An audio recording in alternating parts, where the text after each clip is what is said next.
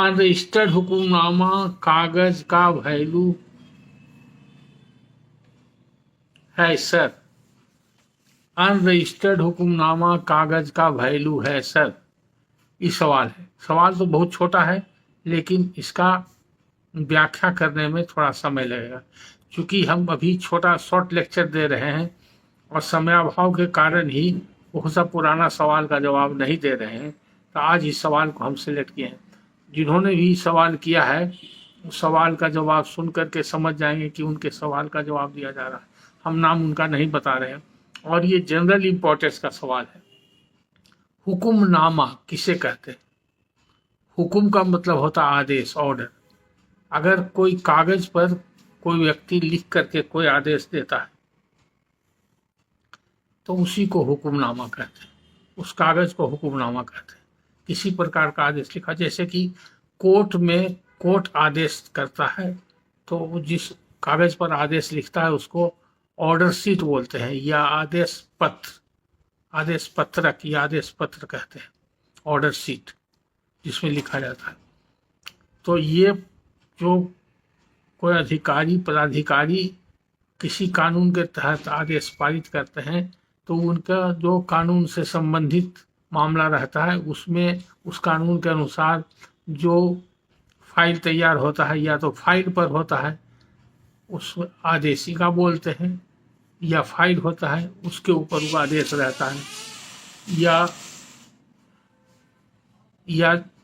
अगर कोई judicial officer है या एग्जीक्यूटिव ऑफिसर है या रेवेन्यू ऑफिसर है, कोई ऐसा ऑफिसर है जो क्वेसी जुडिशियल या जुडिशियल एक्ट करते हैं, या कि क्रिमिनल पावर हो, सिविल पावर हो, रेवेन्यू पावर हो, टैक्सेशन पावर हो, जो भी पावर हो, तो जो भी वो आदेश करते हैं उस कानून से संबंधित कानून के धारा के हिसाब से वो आदेश पारित करते हैं। तो उसके लिए भी एक रिकॉर्ड रहता है, केस नंबर पड़ता है, और उस रिकॉर्ड पर और केस नंबर के जिस रिकॉर्ड में केस नंबर दिया रहता है उसमें वो आदेश पारित किया जाता है। और वो आदेश बाद में उसकी सर्टिफाइड कॉपी भी कोई भी व्यक्ति ले सकता है। तो वो पब्लिक ऑफिसर का है, पब्लिक सर्वेंट का है, तो पब्लिक डॉक्यूमेंट कहलाता है, यानी कि वो सभी के लिए उपलब्ध है। तो पब्लिक ऑफिसर और पब्लिक सर्वेंट के द्वारा किया गया लिखा गया कोई भी कागज जो इन डिस्चार्ज ऑफ ऑफिशियल ड्यूटी होता है वो नकल उसका मिलता है और उसका रिकॉर्ड रहता है और उसका अलग कानून है, तो वो पब्लिक दस्तावेज है। और ये जो हुक्मनामा होता है, ये हुक्मनामा ज़्यादातर बोलते हैं जमींदार लोग जमींदारी के समय, या उस समय राजा महाराजा जो भी थे, या नवाब थे, या बादशाह थे, उन लोग कोई आदेश जारी करते थे किसी प्रकार का, तो उस छोटे से कागज के टुकड़ा पर लिख दिया आदेश। तो उस समय वो आदेश लिखने का जैसे आज की परिपाटी है उस तरह कोई केस रिकॉर्ड वगैरह नहीं चलता था, छोटा छोटा आदेश अलग से कागज के टुकड़ा पर लिख के दिया जाता था, तो उसी को हुक्मनामा बोलते थे, या उसको फरमान, हुक्म को फरमान भी कहते हैं फारसी में, उसको फरमान नामा भी बोलते हैं। और ख़ास करके अगर कोई संपत्ति वगैरह ज़मीन जायदाद के लिए, या और किसी पद और ओहदा के लिए, या किसी के वेतन वगैरह इस सब के लिए कुछ विशेष प्रकार का आदेश होता था तो उस कागज़ को सनद बोलते थे। तो सनद, फरमाननामा, हुक्मनामा, ये सब एक ही चीज़ हुआ। इसका मतलब हुआ ऐसा कागज़ जो किसी बड़े व्यक्ति के द्वारा लिखा गया और उस पर कोई आदेश दिया गया। तो बड़ा व्यक्ति मतलब जमींदार स्वयं हो सकता है। जमींदार अगर अपने हाथ से कोई आदेश लिख दिया या उसका स्टाफ ने लिखा, उस पर उसका दस्तखत है, तो उसका हुक्म माना जाएगा। या अगर मान लीजिए जमींदार ने ओरल आदेश कर दिया, तो जमींदार के पास जो स्टाफ होता था जमींदारी के समय में वो दो तरह का होता था, एक कहलाता था गुमस्ता, एक कहलाता था पटवारी। जो पटवारी होता था वो जमींदार का जहाँ कचहरी होता था या जहाँ ऑफिस होता था वो उसमें रहता था, रिकॉर्ड वगैरह देखता था, लिखता था और सबको अरेंज करता था, पटवारी का काम था।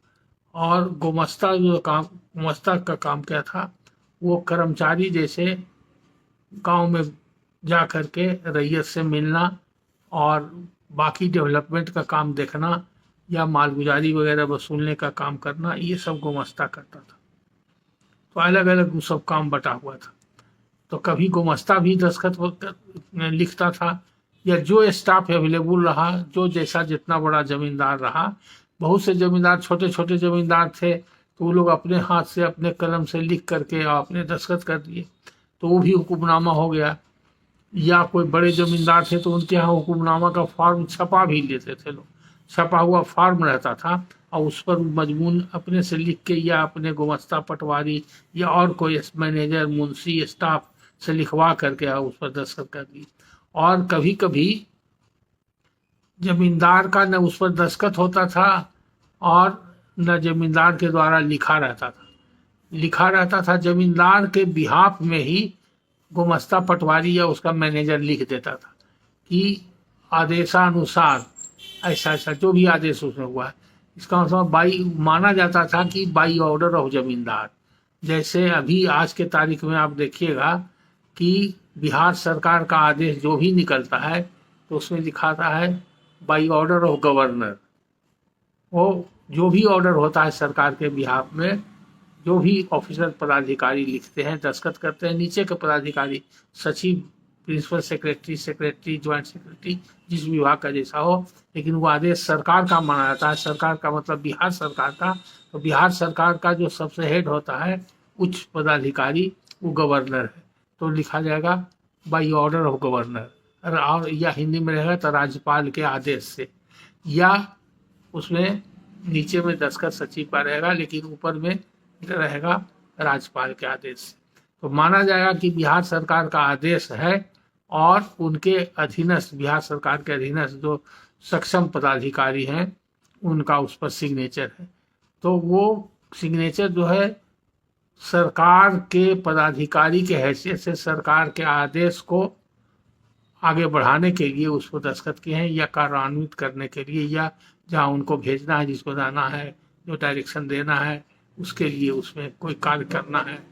अगर मान लीजिए कि सरकार का आदेश हुआ कि अमुक जिला में सड़क का निर्माण किया जाएगा, ऐसा डिसीजन सरकार के द्वारा लिया गया, तो जो संबंधित विभाग का सचिव है वो लिखेगा by order of governor it is decided to construct a road in the district of so and so. तब माननीय राज्यपाल के आदेश से, माननीय या बिहार सरकार के आदेशानुसार अमुक जिला में सड़क का निर्माण किया जाएगा, ऐसा भी लिखा रहेगा। और नीचे में दस्तखत गवर्नर का भी हो सकता है, या गवर्नर के बिहाफ में उसका नीचे का पदाधिकारी जो सचिव है वो भी कर सकता है। तो ये सब तरीका है। तो जमींदार